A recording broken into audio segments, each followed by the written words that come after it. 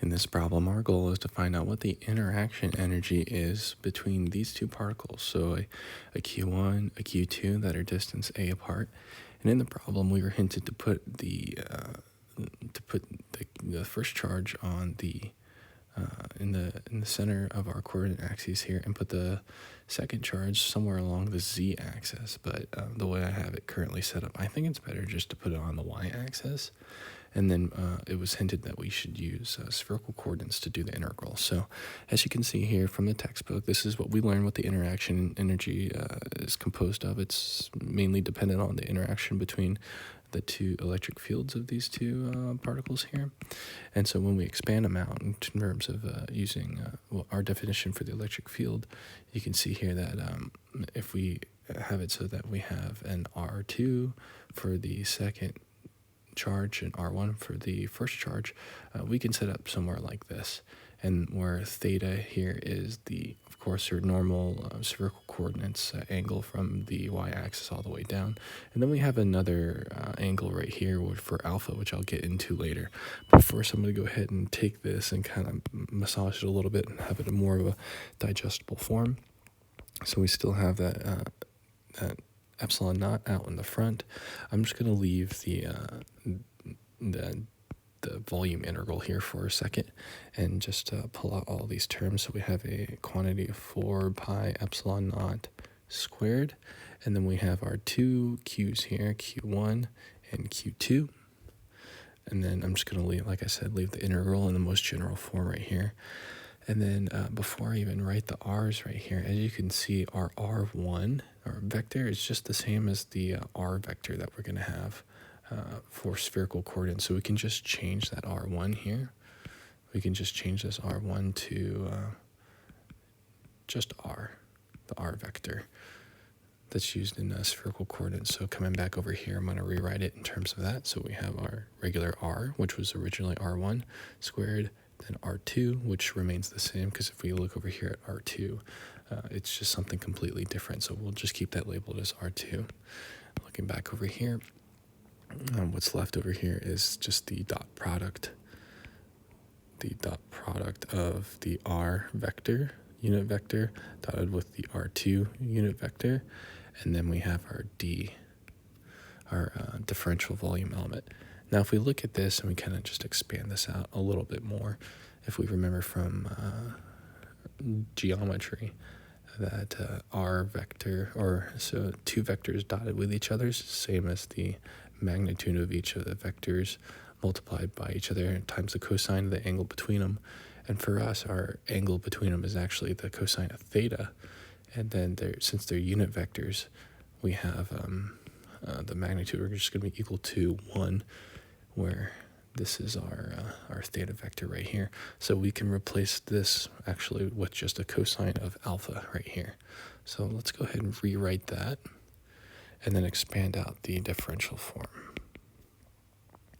And just to keep things from getting too complicated, I'm just going to put a dot right there.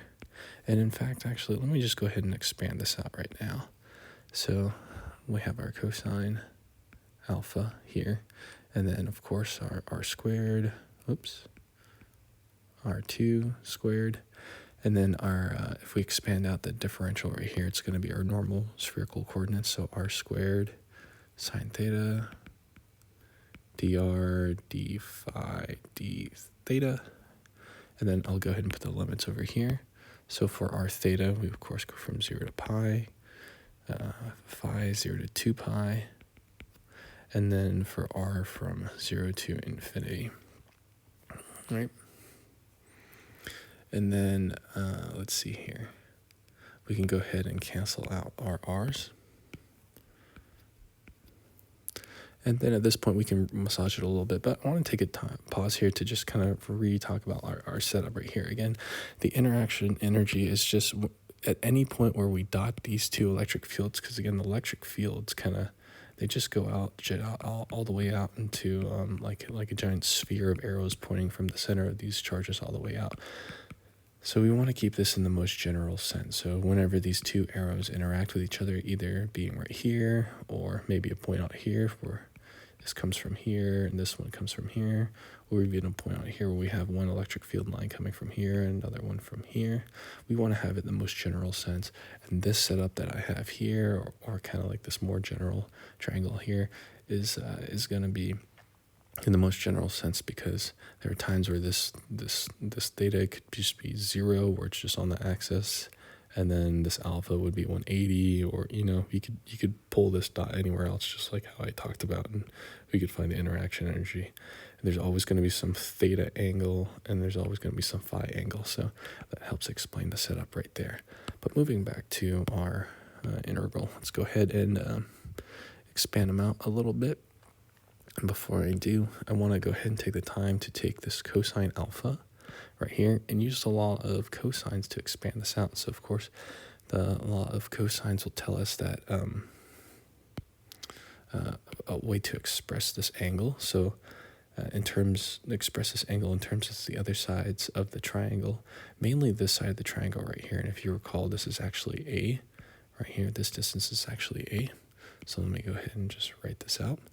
So expressing, getting this angle in terms of all the other sides right here using the law of cosines, we can say that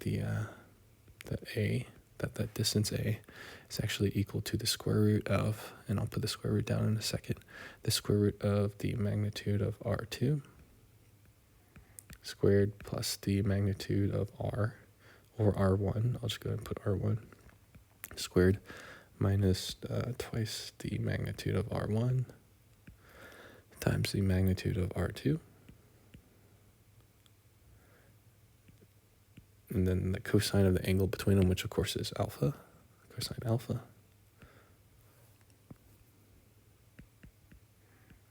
And all under a square root sign. Right, so what this allows us to do is now solve for the cosine of alpha and get the express it in terms of things that we already know. So let me go ahead and do that. So using some algebra, we can say that the cosine alpha is equal to, and I'm just going to shorthand things instead of saying the magnitude of things. I'm just going to put R squared plus R2 squared minus A squared over 2R R2, right? So now we can go ahead and take that and express it into our cosine theta. So let me go ahead and do that now. So this all equals the same thing I had up above. We have our integral signs. I'm not going to rewrite the limits just because they're not going to change until later. And so what we have now, so we just replaced the cosine theta, which I'll just put in parentheses right here. So R squared plus R2 squared minus A squared over, and then we have our 2 R2, and then our 1 over R2 squared left over from this one right here, and then of course all of our differentials drop down. All right, smooth sailing so far. The next step right now is, so we know generally all of these things except for R2, right? R2 is just some arbitrary thing, so we're going to go ahead and try to solve for that. But what we can do, again, is just we can do another law of cosines to express this length, the R2 length, in terms of theta and the other two sides, which we know, because A is a constant, and then this is going to be the value that we're going to integrate over. So I'll go ahead and rewrite R2 in terms of things that we know thanks to the law of cosine. So R2 is equal to the square root of A squared plus R squared minus A to our 2AR cosine theta, all under a square root sign. Right, so what we can do is go ahead and replace our R squared into, or 1 over R2 into everything that we got here. So let me go ahead and do that now. So I'm just going to go ahead and scoot this over a little bit. Parentheses, we have our triple integral. Nothing super different or spectacular. So this is all in a parentheses, R squared. Now we just replaced our R2. So then that was equal to everything that's in square root sign that I just wrote down. So since this is r2 squared, we can just write everything under the square root sign right here, minus a2. And then underneath, we can clump together the, so it'll be the 2r, and then r2 cubed. 2r, r2 cubed, and remember, we just replaced r2 cubed, so what I can do is just put a squared plus r squared minus 2ar cosine theta to the 3/2. And then, of course, our differentials, which running out of room, so I'll just drop them down like that, since we're not going to do much with them right now. All right, so for the next step, one thing that we should realize here is, actually, we'll realize that we forgot a squared here, and what this allows us to do is we can cancel these two a squares out. Now let's, we can just go ahead and clean this up, and then maybe the next step will become more apparent once we do that. So I'll scoot this equal sign up a little bit. And why don't we scoot these guys over as well? There we go. Okay, so we have our triple integral. Nothing changed with that. Once we, all that's left here is a, let's see here, r squared plus r squared minus 2ar. So what we can do, this will be a 2r squared, and then we can pull a 2 and an r out, and I'll show you what's left with that. So it's the quantity of, let's see here, 2r, parentheses, r minus a cosine theta. I'm going to drop this parentheses right here. It can make things a little bit more confusing. And then in the denominator, we're going to have 2r. And then everything, nothing really changes for that. Let me just go ahead and do this for now.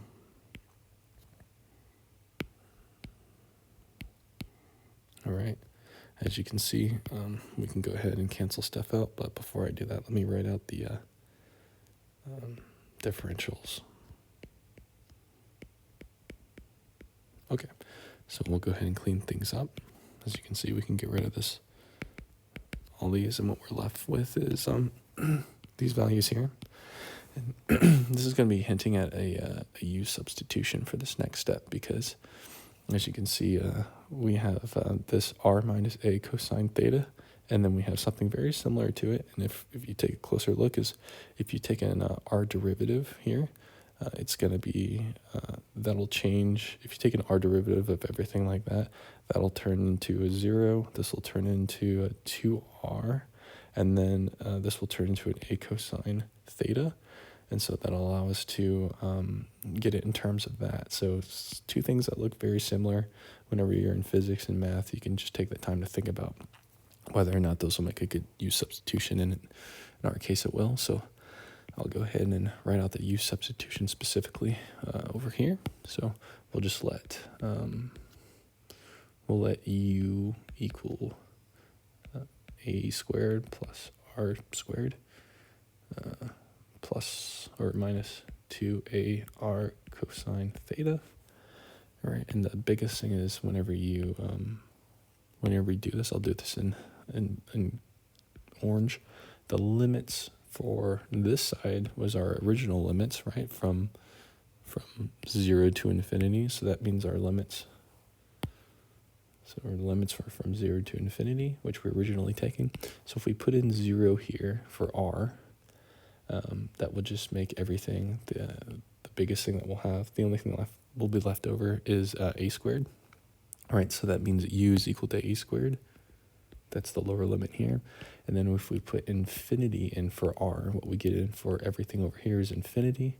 And so that means the upper limit on the other side is infinity. So whenever you do the u substitution, you have to do the change in limits, and that's how you do that. Just a little refresher. And then finally, when we do du dr, of course, that equals 2r minus 2a cosine theta, exactly what we're looking to get. And then finally, we can say that du is equal to, or we can search for our dr. So we have our dr, r minus cosine, r minus a cosine theta is, dr is equal to 1/2 du. And that is exactly what we have over here. We can just go ahead and take, we can go ahead and take this and substitute it here with everything that we have here, making sure that we bring the limits. So I'll go ahead and write it over here for this next step. And that allows us to turn this into a u as well. So what we have is the same glob of constants, which I should actually go back up and just copy and paste it down at this point, so we don't forget exactly what we were doing with our constants out in front. So these are our constants. Now I'm going to go ahead and explicitly rewrite the limits of integration. So we have 0 to pi for theta, 0 to 2 pi. Now we're making that use substitution, so these are our new r limits, a squared to infinity. And now we made this substitution where this is actually equal to this stuff right here. So we have a 1/2 du out in front over, and we made the u substitution where this was actually u to the 3/2. And then of course our normal limits of integration. Oh, we already had the du, d phi, d theta. All right, so this next step now is just going to go ahead and we'll go ahead and evaluate this integral right here. So we have, let's see here, our glob of constants, our integral, and we're going to go ahead and execute the u integral. Now the u integral here is going to end up being, I'll just put it in parentheses. So it's, we had the 1/2, so now it's a negative 1/2 with a 2 over square root of u, the limits from infinity to u squared. And then we have the rest of our limits of integration here, d phi, d theta. All right, and we can clean this up, cancel out those two u's. And then now all this is going to be not a u squared, but an a squared. The only thing left over from that is just going to be 1 over the square root of a squared, which is just 1 over a. So we'll go ahead and throw that out front. Let's go ahead and drop this limits of integration here too. So 1 over a is the result of the u integral. And then what's left is, of course, we'll go ahead and do the phi integral here.